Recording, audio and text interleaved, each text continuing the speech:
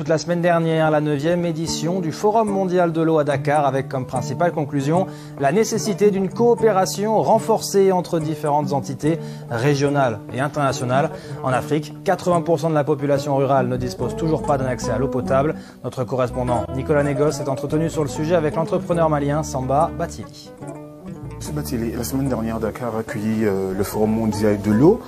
Quelle est la situation pour vous en Afrique? On sait que dans les années à venir, l'eau sera la denrée la plus rare.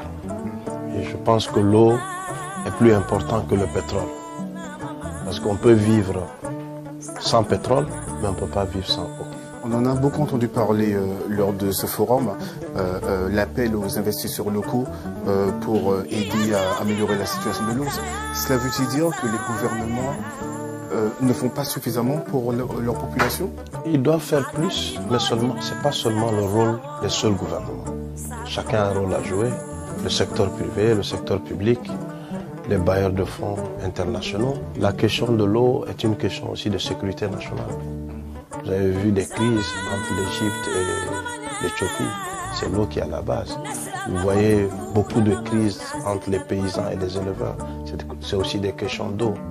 Donc l'eau doit être au centre du développement.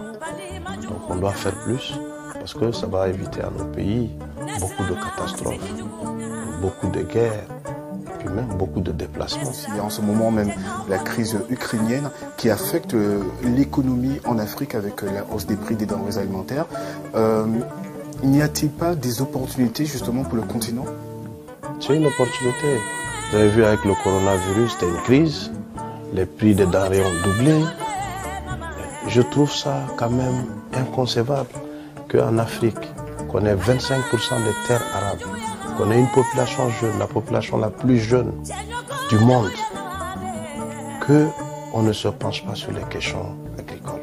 Et c'est pour cela, nous, il y a quelques années, on a investi dans des startups de drones. Ça permet non seulement d'attirer plus de jeunes sur ça, c'est des opérateurs de drones dans le domaine agricole, et ça permet aussi de sécuriser ce secteur. L'avenir de l'Afrique en dépend, et l'avenir même du monde, parce que l'Afrique peut nourrir le monde. En Afrique,